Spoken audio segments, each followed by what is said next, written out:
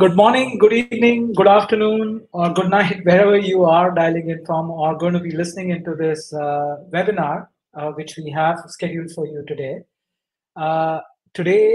Thanks to 3AI for getting not only me, but my co panelists who come from a variety of backgrounds, and you will get to hear them pretty soon, where we are here to discuss an amazing topic about ethical challenges in AI. There are many camps today who talk about ethics in AI. Some say it is a lip service, some say it is actually being implemented in organizations. And you will hear these different perspectives from my co panelists who are there on this session with me today. As part of this session, we want this to be interactive. So I will ensure that I speak less and have my panelists speak more and ensure that they are able to provide their perspective. And just to kickstart, my name is Anis Merchant. I lead global innovation and IP at C5I.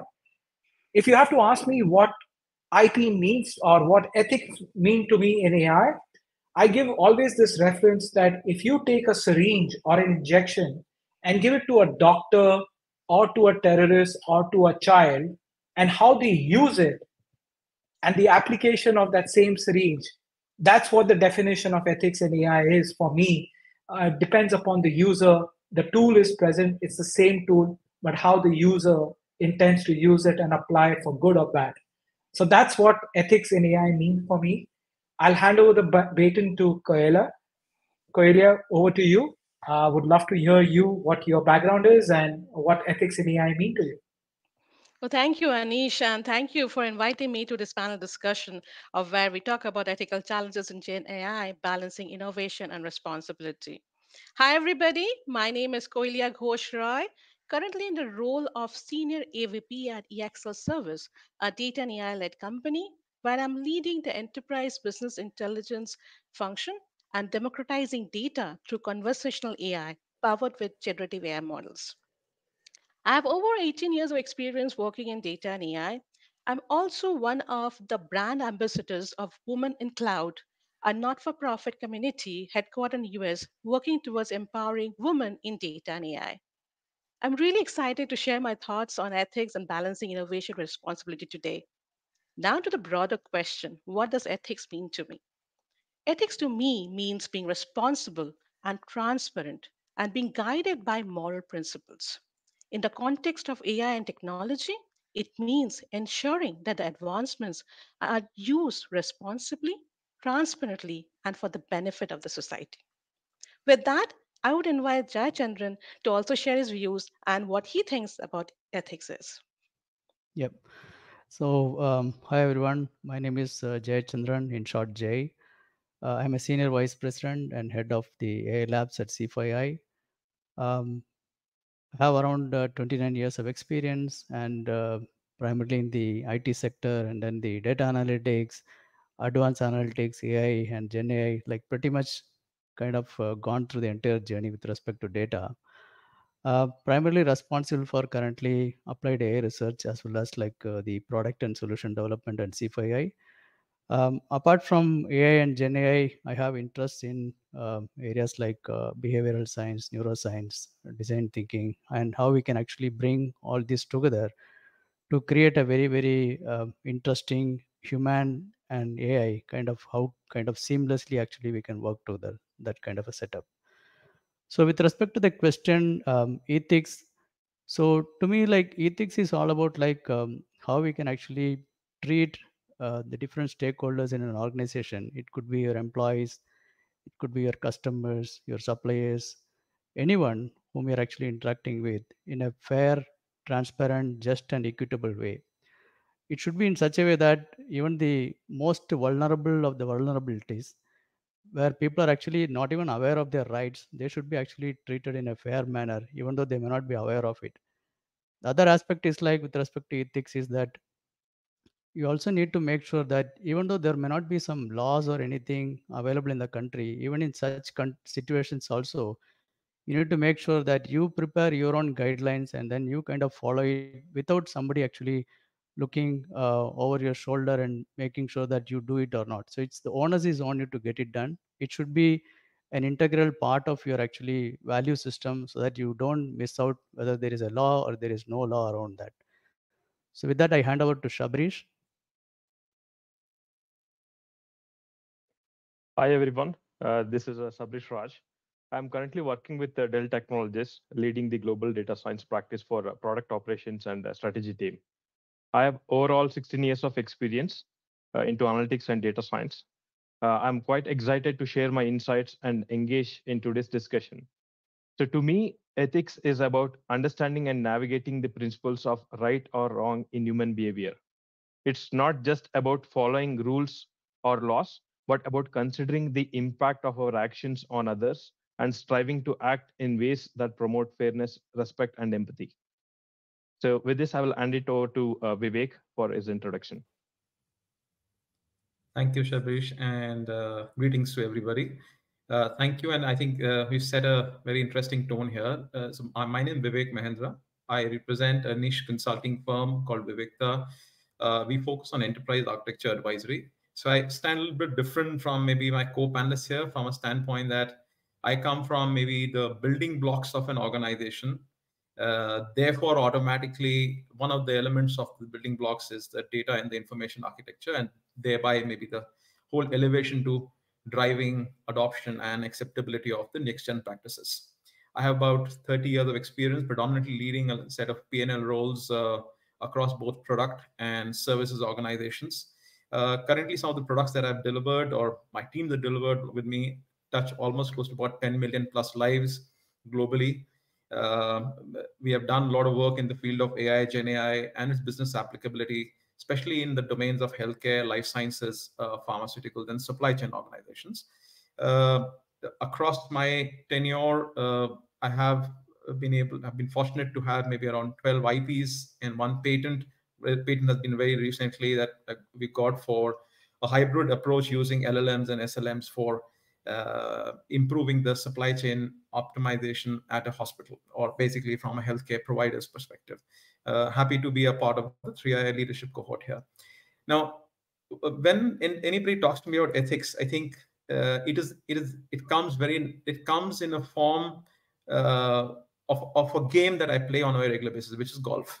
Right? In golf, you are not monitored by anybody, and yet you have to be within the framework of the norms that you operate. So every time that you misreport or misrepresent, you're somewhere violating that principle. So in the real life also, that's how I tend to bring in. So people may talk about data bias, but when I look at data bias in conjunction with, for example, a field of applicability such as healthcare, while it's good to bring in the fairness of race, gender, age, ethnicity, urban, rural, demographic, and stuff like that, but when you look at healthcare has a major impact in terms of, say, its cognitive outputs based on these factors. So they are like objective factors for predicting what disease a person can potentially have. And therefore, how do we therefore balance these issues around data bias, algorithm fairness, data privacy, now even with the EU regulation coming cross-border implications? And how do we therefore bring in the right balance? So it's basically, as somebody said, in an unabsorbed state, you should still be able to perform the way you are, but ensure that you're able to bring in domain centricity to whatever they do. So that's for me. And I'd request maybe Vishal to pick up the baton and take the discussion forward. Vishal, over to you. Thank you, Vivek. Thanks for sharing your views, and really excited to kind of talk to everyone about ethics in generative AI. I'm Vishal. I'm working with Amazon. At Amazon, I'm leading a data science and analytics team where we are looking to kind of identify seller risk and suppress them to ensure that Amazon as a platform is safe for customers. Think about it like, how do you identify like counterfeit products? How do you identify products which are used, sold as new, right? Identifying them and then kind of mitigating those risks. To the topic at hand, right? What does ethic mean to me? I think the definition of ethics and the requirements for ethic has also changed as we're kind of moving into a generative AI space. And in my mind, I think one of the things that I feel is very important as we're getting into it is responsibility at an enterprise and at a government level, right? Because what I mean is, right now, these application of these technologies are at the hands of very few, in the sense like at the scale at which this is happening, right? Or very specific to certain geographies. So how do we ensure that this is something which is accessible to a wider audience? It is where those audiences can influence how those applications are, and there's also representation for them, right? Even if they may not have those laws and rules, right? What we don't want is like these are the applications which are governed by a very few set of countries or few set of enterprises, but a large at hand. So that's one thing that I feel would be important from an ethical standpoint. And with this, I would hand over the lead to Rahul to continue the discussion.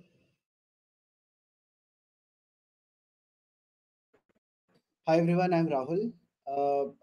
In my current role, I lead an analytics team for Walmart to drive their e-commerce business. I have over 12 years of experience in the field of AI analytics and data science, and I'm really excited to be part of this panel to share my thoughts about ethics as well as learn from the esteemed panelists. In my view, ethics define those boundaries that help us understand what is the difference between good and bad, what is the difference between right and wrong, and to define that, it encompasses principles, values, duties, and actions, and defines them in a manner which makes it fair, transparent, and accountable to everybody in the ecosystem. So that, in my mind, is what ethics would mean for uh, in uh, in personal, professional, and cultural uh, ecosystem around us. So I think with that, I hand it over back to Anis. Oh, wow. What a diverse panelists we have, and different domains we are going to touch upon. And back to 3AI team, if you can actually use ChatGPT to create a summary and actually go ahead and launch it as an ebook, I'm sure it's going to be really helpful for a lot of folks and the topics we are going to discuss today. Uh, Thanks everyone for sharing your perspectives about ethics in AI. Now let's get a little bit deeper.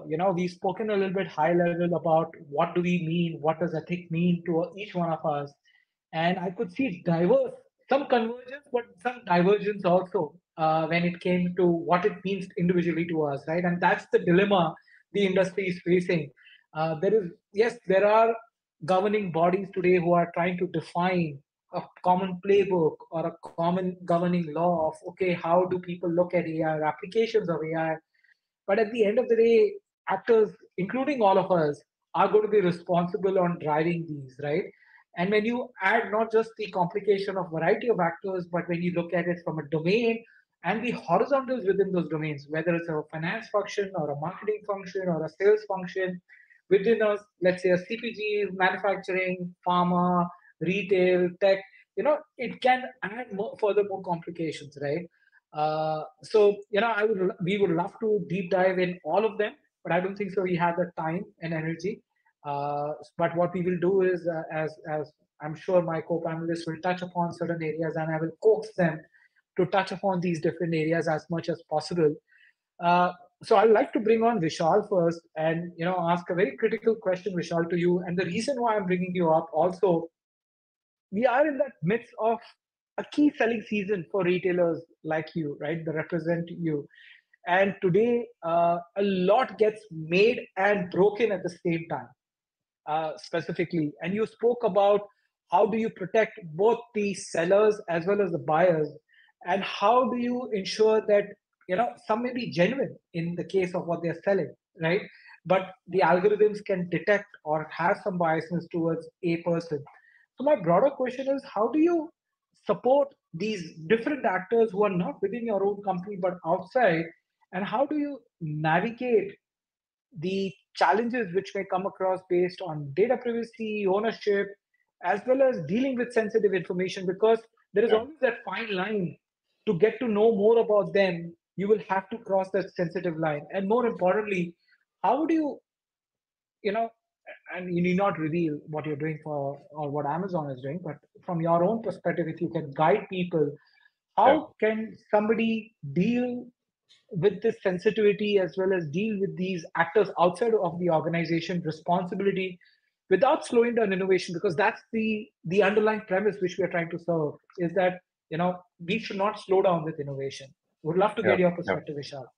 Yeah, yeah. I think there are a few things that we are doing it as Amazon, and there are a few things that I know some of the other people in the industries are also doing. And there are three pillars that I'll talk about in that context, Anis, right? So one is from a policy standpoint. I think as a company, what is super important is like you're working.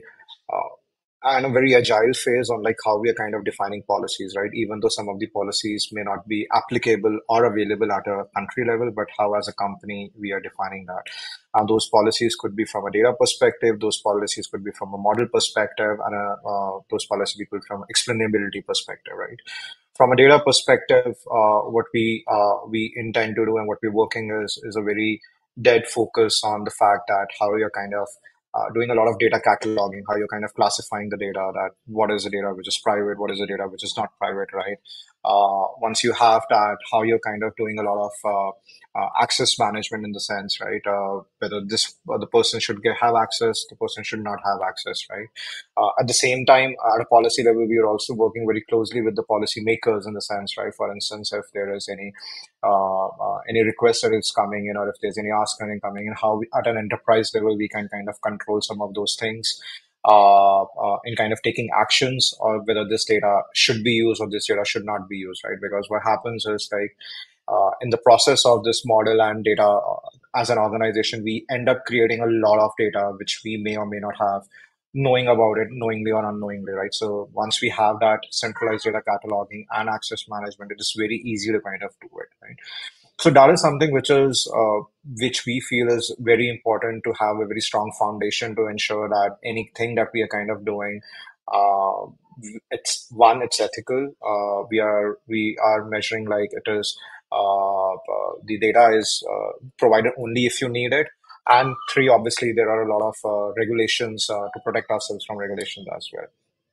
The second part that we're doing once the data foundation is there is more from a fairness and explainability standpoint, right? So one of the things that the policymakers are kind of increasingly asking us is, right, the actions that you're taking, how do you kind of explain those actions, right? There are times when we're kind of replacing humans with those actions as well, right? How do you kind of justify those actions versus the humans being taken? So a lot of the work is happening around kind of doing like there is a concept of like chain of thoughts in generative AI, why those decisions were taken, why those actions are being taken, comparing it with the humans and kind of working with the policymakers to make sure that everyone is kind of understands why we're doing it. And obviously internally also having a lot of rigorous process and kind of reviewing a lot of these things to make sure that we have a very robust mechanism to ensure that any applications that we're building, especially which are decision making, which could impact either a customer or a seller, have gone through a lot of rigor to kind of test whether there are no biases, there's explainability and things like that. So yeah, so those would be a few things that we're trying to do. Very interesting. And when you're looking at these, I'd like to just double click once. It's largely with your customers, or what the advice you're giving is how do you deal with your customers and your suppliers and your sellers Yeah, ethically and in a fair yeah, practice manner, right? yes, that's correct. Okay. Yeah, No, interesting. Thanks, Vishal, for sharing that. And today, invariably, that trust gets built over a period of time. All of us today, I'm sure, have our favorite platforms to buy certain products and feature sets. I always say trust is not easy to give or gain at the same time. Uh, so it builds over a period of time, and I think I really appreciate you sharing that. But I think I just want to switch, and I would love to get Vivek here, because while we can talk a lot about ethical practices from a trust building, fairness, and all of that, and Vivek, the reason why I want to bring you in because I was yesterday visiting the hospital to meet somebody, right? And I was walking around and I was visiting somebody, and I was watching all the data being collected in the form of paper, and doctors having a conversation, and we also work with a lot of large pharma, and I get to work with them. You're actually dealing with lives here. it's not goods, it's human beings, right? Or non-human beings. Like it can be, you can visit a pet hospital also. It's not necessary that you just go into human hospitals. How do you balance, and especially what will your advice be for large farmers and healthcare institutions? And from your experience, how you feel that, because sometimes I don't know what my data is being collected. I was in a hospital about 5 months ago where I was admitted. I don't know how my data is going to be used. So how does a hospital or a farmer enable their system to be more transparent, ethical, and especially with the global norms and the regional norms, let's say norms in India. Now, India is also coming up with its own privacy laws, right? Yeah. What will be your advice be not only to the large companies, but even to doctors, right? We've always heard, I love to see New Amsterdam, which is a great series on Netflix. If anybody has not seen it, I would advise you, if you want to know how hospitals work. It shows the inner working of hospitals. It's profound. It's very fun for me. I watch it, and I also talk to my own uh, physician, and I talk to him about these small things about data and all of that. No, so one is how they should act responsibly, but more importantly, what regulations or how should larger bodies enforce some of those practices as well? Would love to get your perspective, Vivek. Thank you so much. And I think you've kind of hit upon a very, very important subject here. So I think all of us use the term PII very loosely, personally identifiable information. And I think in the same way that we use that term, the same way we handle it from a data governance standpoint or data adjudication standpoint. Now, one of the things that I've learned, because frankly, I have been working with both health systems in the US as well as in India and maybe in Middle East and a few other geographies. The realization is that the amount of information that we collect when somebody, what we call as the patient onboarding process, is phenomenal, right? And it is not only just for an adult who's coming for an emergency situation, but it can also be for a regular checkup that somebody goes in for or gets a set of tests done, or maybe just does maybe an OPD visit.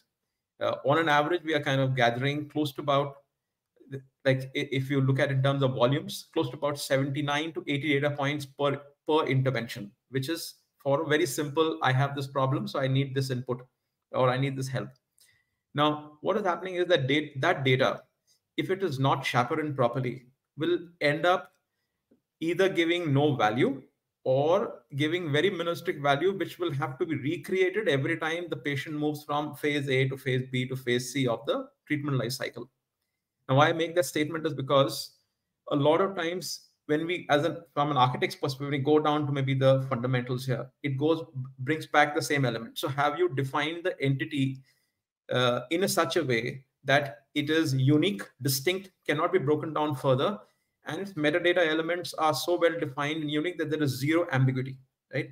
We all of us know that enterprise systems still are not catering to this. Still, we create complex entities. So we may say first name, second name, middle name, second name, and age, and we'll maybe put in the same table. Now, when you do something of this nature, what you're doing is you're making the job of a data management team humongous in terms of identifying, okay, what part of this data should be visible and not be visible, which is basically from an obfuscation, non-obfuscation standpoint.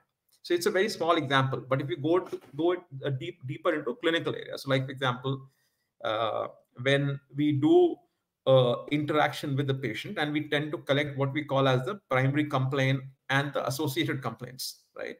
Now, a lot of time, these primary complaints are typically very strictly defined by the book. So, for example, if you look at any of the physicians, they will say Harrison's principle of internal medicine was my means of doing what I did and therefore became a specialist here, or a Cecil textbook of medicine, or whatever the case may be. So they will mention some of these things. Similarly, what happens is they're taught to do the diagnosis exactly in the same way. So they will basically ask you a set of symptoms, and they will ask you, based on the symptoms, some correlated symptoms, and therefore they use their cognition approaches to identify, okay, this potentially could be disease. Now, it's a very mathematical decision tree approach. So when you do this process, you're basically narrowing down. It's a canonical model. You're basically narrowing down these approaches. Now, imagine if you are doing this just by like a doctor asking these questions, but not recording. Because in India, we are still not enforced to do this recording. But maybe in some of the geographies where there is a significant payer dependence and significant amount of linear data that needs to get created and presented back for payments or approvals from a claim standpoint, you need to be able to provide this full transparency and authorization and access and so on and so forth. Now, if you were to imagine the situation where like a machine, now you're talking to a machine, you're talking to this non-dictaphone, and you intend to therefore fare these notes at the end of an encounter, a doctor-patient encounter. Now, if you have not put the fundamentals, like you've not put the master data for symptom codification or disease codification or procedure codifications, or maybe even for that matter, treatment protocols, which are very well defined and have to be combined to create an effective output, right? Which goes back to saying that if you not define these entities well, you will never be able to leverage AI, Gen AI, or any such like machine learning models to be able to effectively impact both an accountable outcome for a patient from a health standpoint or the cost of treatment. Both the elements will have an impact there. Now, therefore, going back to maybe the same question. So we have a set of norms, and this is a regulated industry. So we have a norm for protection of individual identity. We have a norm for ownership of data. So in this case, the patient is the owner, never the physician or the provider. We have a clear definition in terms of portability of data. That means, can this data be interchanged between two providers, between two peers, across geographies, and so on and so forth. There are very stringent domiciliary rules that are kind of put in there. And on top of that, when you when you abstract the data from maybe a machine learning perspective and you start building your learning algorithms to learn this data, you have to very, very clearly bring in obfuscation of almost all these principles. That means you can use demographics, you can age, you can use gender, but you can never use the name. So there should ideally be never a personalized affiliation to an outcome, especially, for example, when you look at population health scenarios. Like, for example, I'm saying, okay, there's a prediction of an epidemic, or we are seeing increased cases of chronic illnesses in the urban population. You can make these judgments, you can never make them specific to an individual, right? And so if you have not designed what we call it typically the data foundation to generate good data or carefully labeled data, if it oscillates between seeking perfection or complete neglect, typically we lie in that side of complete neglect to maybe mediocre coverage rather than maybe seeking perfection, we will always start having issues in terms of labeling. Typically, when you need this for example, a decision tree model to generate maybe potential clinical decision support input for a doctor, or for a pharmacologist to maybe look at outputs that are coming from, say, from a research, molecule research, and things like that. So that's one element. I think the second element which becomes very important here may not be a direct healthcare domain, but it's a very important domain when it comes to a pharma organization, because clinical trials largely have a lot of coverage from a healthcare standpoint. So they come under the similar purview of regulation that healthcare brings in play, which I mentioned, the HIPAAs and the protection of individual identity, the portability of data, and so on and so forth. It'll bring all those elements in. But more important, because in this case, you have what you call as a clinical trial subject, which is almost equivalent to somebody having a particular condition, and you are trying to use this molecular entity to address that condition. In that case, the selection to administration governance to outcome check have to be very, very clearly mapped. And that auditability is so important that if you don't submit that data, or if you have maybe a loss of a subject during the process of clinical trials, you have to go ahead and repeat the whole process again, whether they are impacted entity or whether they are a placebo entity. So some of these, therefore, so it's a very, very stringently governed ecosystem. In a summation, it's very stringently governed ecosystem. It's very protocol driven. So therefore, you have an ability to maybe craft out beautiful master data elements and data structures, and therefore an ability to maybe use them very effectively without maybe introducing issues such as accidentally revealing a person's name or whatever else. You have all those elements very well defined. It is just a matter of how we implemented it. And the faster we start moving towards that implementation, I think the better we will be with respect to be able to use this for more affordable, effective care and more value-based care outcomes, which are being spoken about, which cannot be delivered if we really don't have maybe the data to talk about. Now, just one last point, and maybe hand over to my other participant, is that longitudinal data, which is a very important element here. That means when you do a time series plot on, say, my hemoglobin or my blood pressure data, or maybe, for example, my liver function test data, and you do a time series on it, you will typically get to see whether an improvement or a decrease in performance of maybe the parameters. Now, when you do something of the nature, if you happen to have now done these tests or these checks across different institutions, and those institutions don't talk to each other, what you're doing is you are losing the continuity, and therefore you're losing the ability to quickly detect the next action step, and therefore maybe affect the life of a patient, right? And this is very, very critical, extremely critical, and across the world. So we have the most developed economies, and we have maybe now India having established this Ayushman Bharat program, and therefore underneath maybe under the ABDM mission, they have the whole network of data interoperability. But its adoption is very important. So in the next few years, if we see adoption, which is necessary from a peer-driven, health-centric approach that we are trying to get to, we would start seeing a lot of information coming in, which is interoperable, which will therefore reduce the cycle of response to a particular disease type, improve the care outcomes, and therefore maybe lead us towards a more value-based care that I pay X amount of money, and therefore this is the kind of output I get in terms of my quality of life, livelihood. So these are direct impacts, all driven on that very simple fundamental: define the entity, classify the entity, and ensure that you are able to control what you show and not to show as a part of your analytics system that's just on top of it. Thanks, Vivek, for going a little bit into detail. But just a naive question and a stupid question. You may choose not to answer it. You know, I've seen in New Amsterdam, going back, the doctors, when they are in an operation theater, they're talking to a voice dictator. They're also having fun. Yeah. And they're talking some personal stuff. Right. How do you protect them as well? So it is exactly the same way. You should basically understand. So basically you both have a prompt library, and you also have a response filter. So basically the response filter becomes very important, because you have to remove the noise from the, the important stuff. And I think you'll see that happening now, or happening very frequently. But I can tell you one important thing there, that when they show you that series, they don't show you the fact that almost 75% of a doctor's or clinician time goes in documenting. Yes. So that time they are not looking at the patient. If they start looking about the patient, they will treat more patients. And that is where this technology should be able to, this platform should be able to help us. So very interesting perspective. And on that point, I would love to bring in Rahul, because my next flavor is on that same point.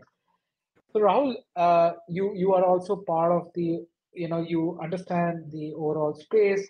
And as Vivek touched upon, how can you build stuff which can help people, right? And so from your perspective, and we see today, at least in India, we see quick commerce, we see black stores, dark stores, whatever you may want to call it, right? Different flavors of e-commerce have now sprung up everywhere. All of us have become a little bit more lazier than what we were a few years back, where within 5 minutes groceries get delivered to our households. So there is the technology evolution, but then there is also AI evolution, right? And innovation is happening, and I'm not against innovation, but how do we ensure, as we go through this evolution, whatever we build contributes positively to society over a long term and may not be a short term effect? Like one of the key issues today, which people are talking about, the carbon which a lot of AI models are generating, as an example. Maybe it's impacting positively here, but negative impacts are being felt somewhere else.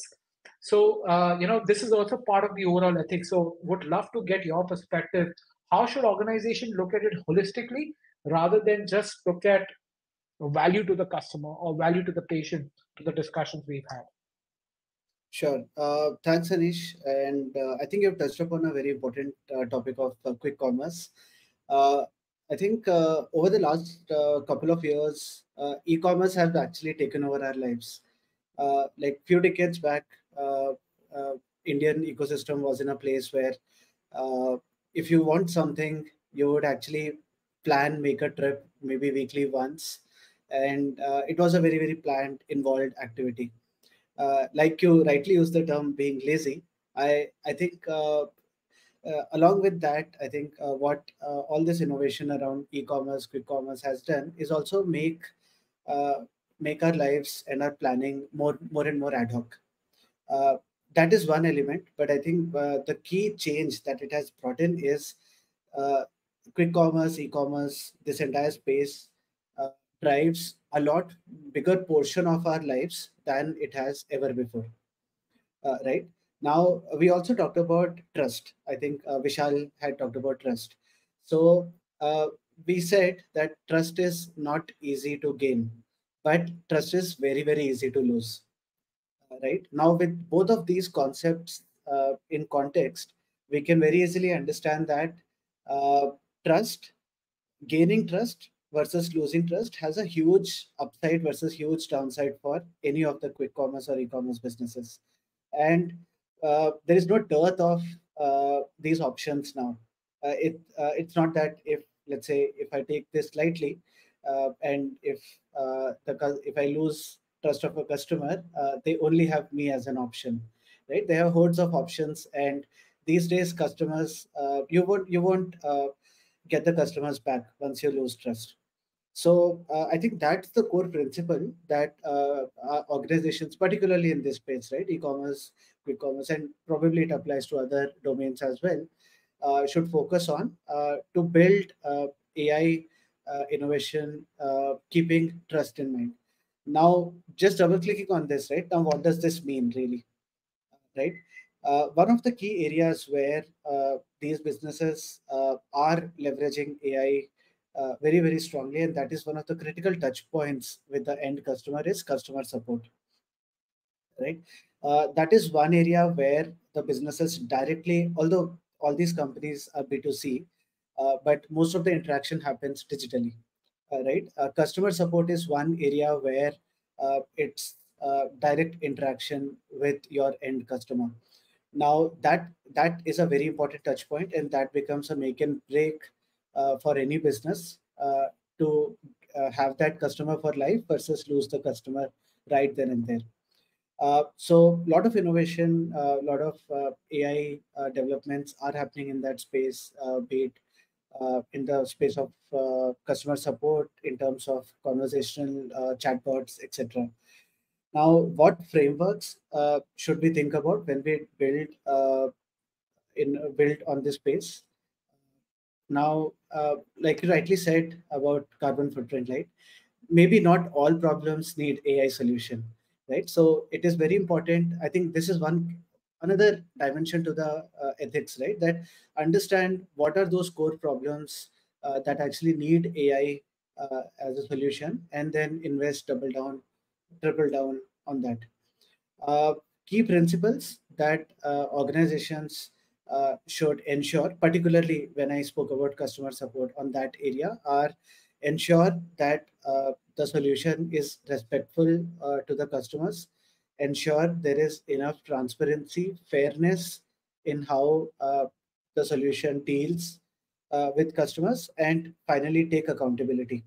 Usually customers reach out to customer support when they have a grievance, right? So when AI solutions are built, they should not be built in a manner which not which solves the problem but doesn't appease the customer. So take accountability, and that should be one of the key parameters in the framework of building AI solutions. Thanks, Rahul. You touched upon very interesting topics about trust and how do you ensure that everything doesn't require AI. And I would like to bring Koyelia here because there's one perspective which I would like to touch upon is trust. And Koyelia, you deal with corporate finance day in, day out.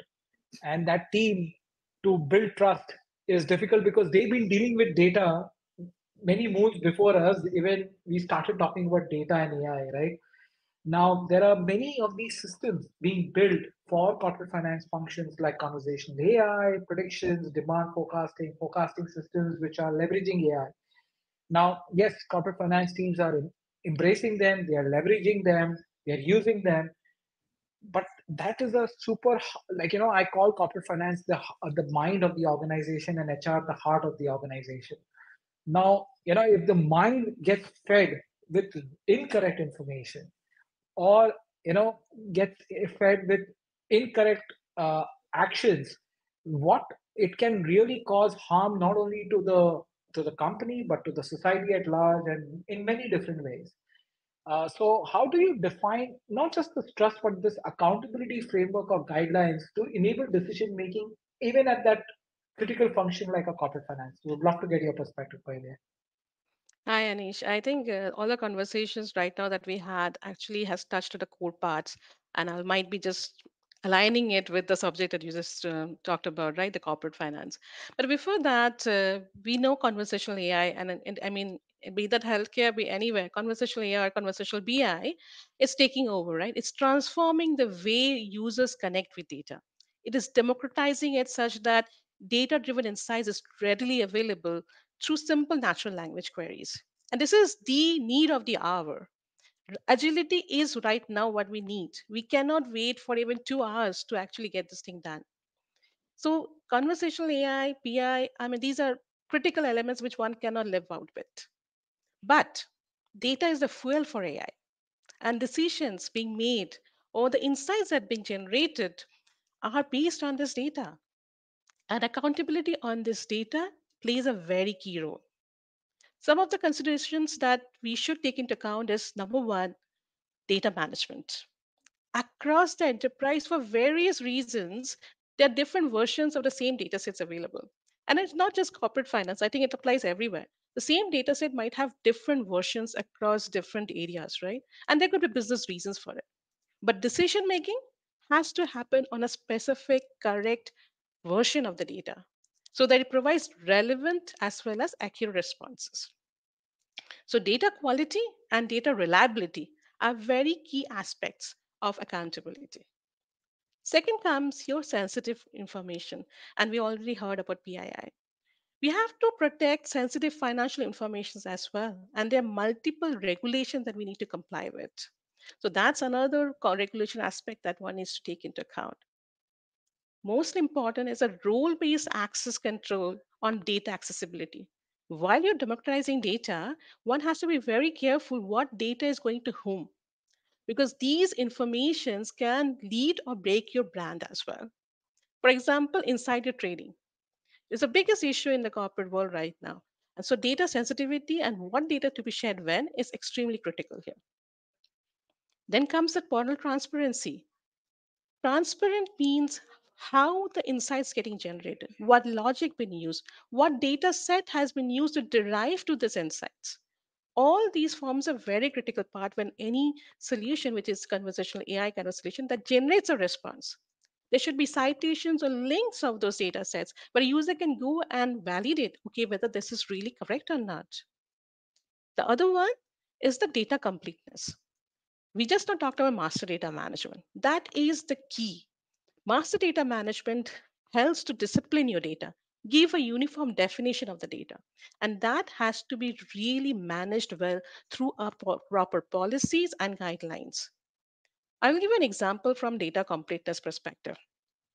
Everybody would like to know, what's the employee cost for the client account, or even for the function that they're running, right? Now, the employee cost forms a part of your revenue margins and also your OPEX cost as well. Now, if the query was to get the employee cost for an account, and the intent of the user was to get the complete cost of the employee cost, that's a KPI that is get followed, right, to tell you how much is the employee cost you're incurring. Now, if the intent was to get the complete employee cost, but the model only gives the revenue margins employee cost, then that's incomplete data. That can lead to incorrect P&L assessment, which can then impact your forecasting. That has a huge cascading impact around it. So, data completeness is extremely important. Hence, by prioritizing data quality, robust data management, transparency, creating clear policies that can outline the roles and responsibilities of human and AI system decision making are very important. But not the least is the human in loop. Human oversight, human subject matter expertise is extremely important that we harness them in updating, refining the AI algorithms because that helps to mitigate the potential risk and ensure ethical decision making. Now that I talked about these algorithms, let's talk about the algorithm bias. The training data sets needs to be absolutely cleaned and transformed appropriately so that there could be issues like outliers, overfitment of the training data, or even model drifting. This really impacts decision making and has to be addressed very, very properly and meticulously for bias mitigation. From the overfitment, I can talk about over reliance on historical data. Now, suppose you have the historical data is the core and nothing, no, it's not getting repeatedly updated, right? So what happens that the model then can struggle to adapt to the sudden market shifts or unprecedented events that may happen, which can then lead to inaccurate results. Same with emerging trends. And with this volatile world right now, the emerging trends keep changing. So the training data sets has to be continuously updated so that they adequately represent the latest trends that's coming in so that the model can has the ability to predict the future outcomes. Then comes the nuances. Nuances in financial language. I would say nuances in every industry knowledge, right? Every industry knowledge has their own business context, their own business definitions. And the model need to really understand that well.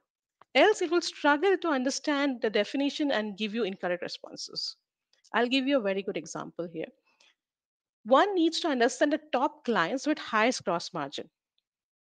The intent here is what? The intent is to get the profitability analysis of the top performing clients with the highest revenues. But what the model does is that it gets all the clients which has got low COGS, not because their cost management is really good, and COGS means cost of goods sold, right? So that it just selects them because they are just small accounts whose COGS is very low, and hence the GM percentage gets very high. In that case, the response getting generated is not relevant to the intent. So, understanding the intent is extremely critical, especially where industry specific knowledge is required. Ethical frameworks should be set up that outline the principles and the guidelines for using AI in a very responsible manner. Regular audits has to be conducted that judge the performance of these AI models and define the potential risk. By following these guidelines, organization can fully harness the power of AI. But it's important that AI is just a tool which should be used ethically and responsibly, with humans playing the most crucial role in the oversight and decision making. Thanks, Koyelia. I think some very interesting perspective. I think you spoke about one key area, which is data and how data should be managed effectively, responsibly. But today is something which gives me shiver, and I would love to bring on my next co-panelist here so that he can shed some light. Shabareesh, I would love to have you here, on the stage with me, where today we are speaking about data, but there is enough content being generated today, right? We all are getting oversatiated with content, right? I would say it's like a buffet being served to two people, which can feed 100 people. And today, content can be generated by everybody. Now, as retail companies look to transform themselves and become digitally native and compete with the likes of the players who are out there, I will not take their names. What can uh, companies do to ensure that the content doesn't get misused? Because today, anybody can create content. Anybody can create content, which allows innovation and doesn't restrict only creative folks to create content. But how do you balance that? And how does regulation collaborate and play a critical role in this entire journey of content creation? Do you have some perspective, Shabarish? Yeah, sure. Thanks, Anish. Let me take the first part of the question, right? So, uh, see, as you rightly mentioned, in today's world, there is enough content which is being created both online as well as offline, right? What becomes more important is to implement a robust content verification process, right? So what that means is, like we need to create systems for verifying the authenticity and accuracy of the AI generated content, right? So this might include human oversight or automated checks to ensure that the content is meeting the established standards. So what happens is, in reality, so there are cases, the junk kind of data gets populated as well, whenever we are generating it through AI. So we need to ensure, there is a manual process as well as the automated checks in place, which feeds back into the loop whenever we are trying to access the AI, right? And we need to ensure, we have the data privacy and security in place. And this is to ensure the AI systems is handling the customer data and complying with the privacy regulations, right? And what becomes more important is, we should promote the transparency, right? If it is a AI generated content, I think we should not shy away to disclose that, right? So we should clearly disclose, whether it is a AI generated content, or if it is a manual human generated content, right? This transparency helps users to understand the origin of the content, and also it reduces the risk of deception and manipulation, right? So it also helps to build trust between the companies and the customers as well. So what becomes more important is to educate and train the employees as well, right? Because if you're providing adequate training for these employees for the responsible use of AI tools, the content which gets generated becomes, with a more high quality as well. And lastly, to add to this point, the monitoring and auditing this AI systems is very important. So we need to ensure, we regularly audit this AI systems, for complying with the ethical standards, what we're using, and also identify, if there is a potential misuse, which is happening, right? So we need to ensure there is a continuous monitoring, which helps and catches and addresses these issues proactively, right? And to the second part of the question, Anish, what you asked, how do the industry collaboration and the regulation work? So we need to ensure there is a proper framework, which is built, and this framework should be jointly or collaboratively developed within the industry. Right? The industry players can work together, in establishing some kind of a common standards, which actually brings up as a best practices to use the AI generated content. So this can frame out guidelines for transparency, or for ethical considerations, or the content accuracy part.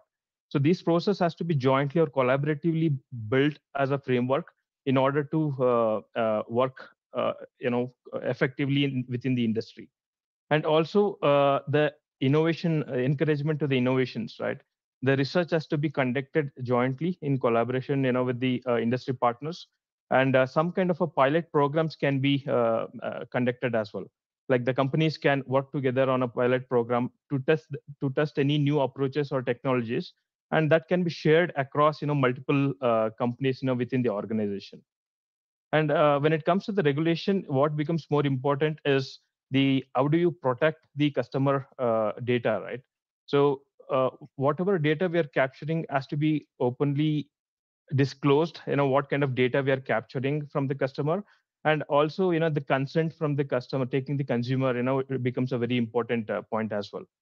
So to add on to the this point, lastly, fostering the accountability part with in terms of who should be held accountable for the content which is getting generated. So this becomes very important as well, Anish. Okay. There's one test which I did on content platforms and this content creation, and I would like to bring on Jay to actually probe him and ask him.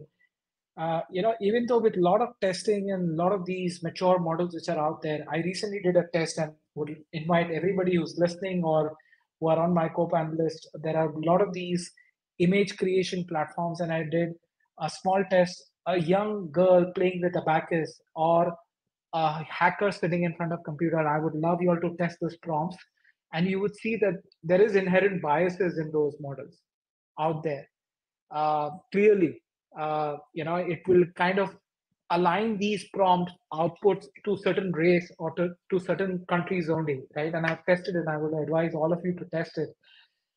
Jay, but you've been building, you lead an AI lab, you build these AI models. How do you mitigate bias? Because somewhere bias seeps in, somewhere or the other, right? Yeah. Because bias can seep in various value chain of this entire AI model generation, right? Data, tech, all of that. And how do you ensure that fairness in whatever you build is there, right? So would love to pick your brains Yeah, there on this.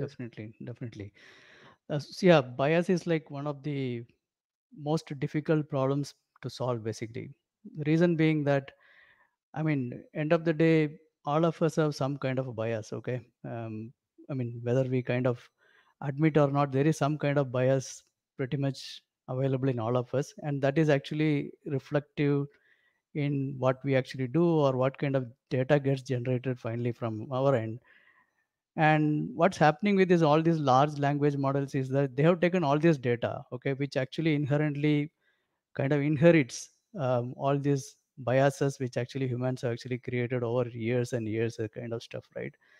So the one of the biggest challenges, like when such models are actually created and kind of made available, one of the fundamental thing when it comes to like these closed API kind of models is like they should actually disclose in terms of be more transparent. Okay, hey, what did you actually train on, what kind of data actually train on? And then you also should say that okay, we kind of feel that these are some of the biases we already seen here, okay, so that it has to be like more transparent, so that like whoever is actually using those APIs kind of stuff, they also know like what they're going to encounter. Okay, so that is like one fundamental thing in terms of what is the data actually they used to train these models, and what are those inherent biases already available in that. The people who created that model, pretty much they are aware of it, so the onus is on them to kind of disclose, especially when it comes to the closed models. The open source, it is bit more actually easy to find out because they kind of disclose everything, what data actually they trained on and what kind of models is available, the weights are available, everything is available. So bit more open box, which actually you can explore further and find out. Now if we kind of know, okay, this is basically like the kind of bias available, and if there is a class imbalance with respect to the data, then we have to make sure that we kind of bring that underrepresented data and the class back into the model and then kind of train it. So the world of LLM, it is very difficult because these models are kind of trillions of parameters kind of models, right? You can't do like general techniques like lime and shape kind of things. You can actually do that because it just doesn't work because it's too huge to kind of do that, right? So this is where probably we need to look at like the latest innovation has been like something from Google, which they talked about like something called Gemma scope, which are sparse auto encoders, which are actually kind of used to kind of um, train with the data which is kind of generated by this LLM, and then you kind of look at a very smaller model and see like how it actually behaves. That way you will know like, okay, now I understand, okay, these kind of features or they kind of give attention to these kind of words when actually I generate something, right?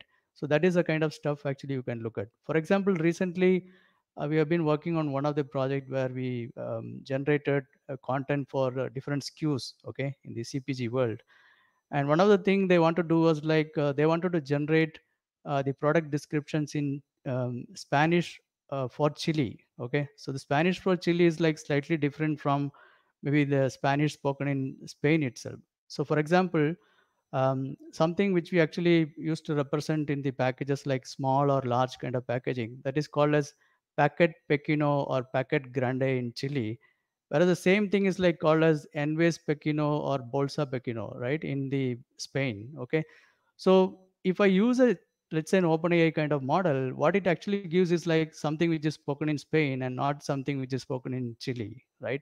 So if I kind of use it without the human oversight, without proper testing, the person like who is going to see that in Chile, they may not like it because this is like looks like little different from what I usually kind of look at, right? So that's where these mismatches come in. So that's where like some of the panelists spoke about earlier. The human oversight is actually extremely important, so that we definitely need to take care.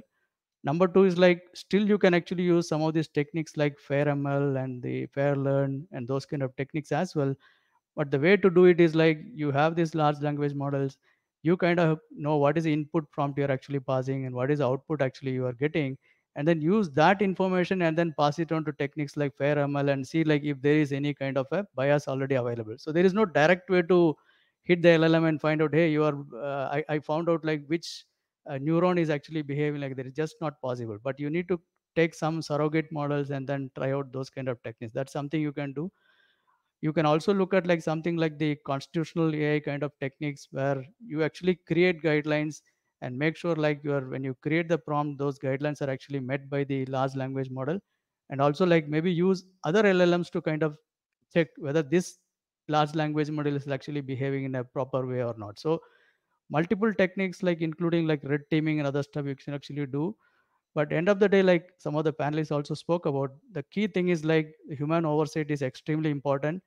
And when actually you are creating this content and exposing to the general audience, it is very important to mention that generated by AI with human oversight. If you kind of put that in front of the people, the trust will be much more better. Because if you just put as generator AI, maybe the trust may be little less. But if you say like, hey, there is a human oversight, then they will start trusting what we actually create. And if there is a bias, we also seek feedback from the users, so that actually that gets fed back into the system, and we kind of complete the loop. Now, interesting point about human oversight, but what if the actor itself or the human oversight itself is a problem, right? So you need a human oversight over a human oversight over a human oversight. But on that interesting point, I would really love to thank my panelists who've been there along this entire conversation. I hope the listeners who've been listening to us patiently have taken some very interesting nuggets. There are some amazing perspectives by each of my co-panelists, and I would like to thank them for patiently tolerating me also with my questions. And I would love to thank 3AI team to get for allowing us to come together and sharing our perspectives. And yeah, hope to see you all soon. And I'm sure you can reach out to all of us if you want to continue this conversation on LinkedIn, and we'll be more than happy to continue this conversation or on 3AI platform. So thanks everyone. Good evening, good night, or good morning to each one of you. Yep. Thank you for everyone. sharpening this very well, you. Anish. Thank you, Anish. Thank you very Welcome. much. Thank you. Thanks, Anish. Thanks, Thank 3AI. you. Great discussion. Bye. Bye. Bye.